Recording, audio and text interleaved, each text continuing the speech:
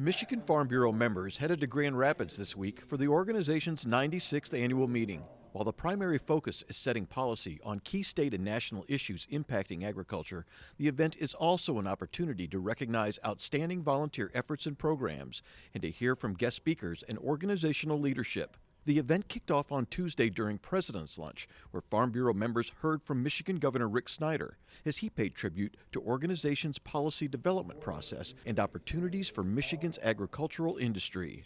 First of all, I love your policy work. I've told you I've been proud of that for many years.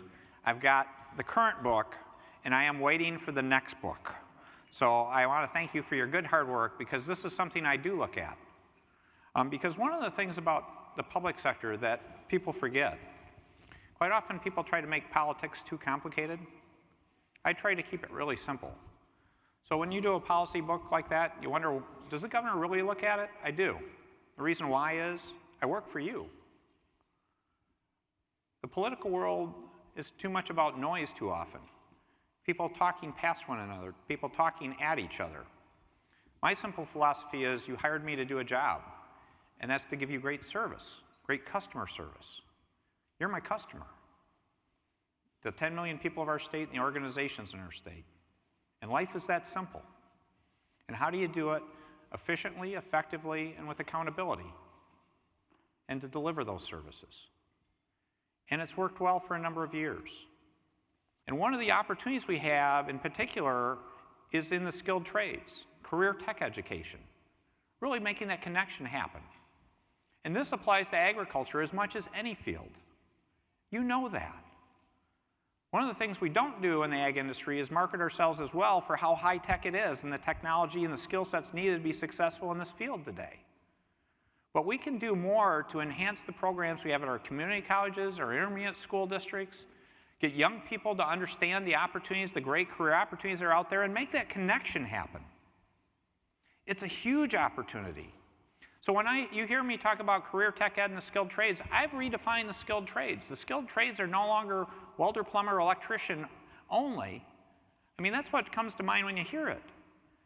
But if you're in manufacturing today, if you're on the production floor doing industrial automation or robotics, you're a skilled tradesperson.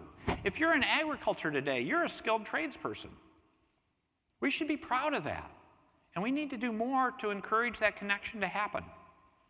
Governor Snyder also presented Michigan Farm Bureau President Carl Bednarski and his family with a proud member sub-sign for being MEAP verified in the farmstead and cropping systems. Carl and his family grow corn, dry beans, sugar beets, soybeans, and wheat near Cairo in Tuscola County. The new recognition project will be available statewide beginning in 2016 in an effort to boost awareness and participation in the voluntary environmental program. President Bednarski also presented his inaugural annual address to members, thanking them for their ongoing support and commitment to the organization and to Michigan agriculture.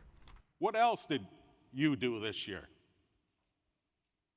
You secured a more stable funding stream for MEAP, so Michigan farmers can stay at the forefront of environmental stewardship. You kept the heat on the EPA, demanding that they go back to the drawing board and retool the ridiculous Waters of the U.S. rule. You kept moving forward to find a funding solution for the transportation issue, which we finally have accomplished. And instead of complaining about how each H2A cannot work for agriculture, you made it possible for us to do something about the lack of seasonal labor. In lieu of real immigration reform, we're making H2A work for our farmers through the efforts of the Great Lakes Ag Labor Services. The past 12 months have been eye-opening for sure, perhaps even a little blurry at times. But I'm humble and grateful for all the support and encouragement I've gotten from our county farm bureau presidents and the members like you all across this state.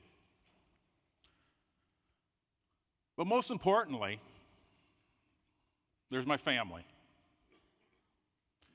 You can't get around this basic fact. This position I'm in now takes a farmer off his farm. And trust me, that can be tough. Yes, I'm surrounded by support at home office and everywhere I go around the state, including the state capitol, even in D.C. But none of that's possible without the support, love, and encouragement I have back home. My wife Lisa and our sons CJ, Nathan, and Michael, they're the ones who really make it possible for me to take the wheel of this great organization. They are the most important people in my life, hands down. Thank you.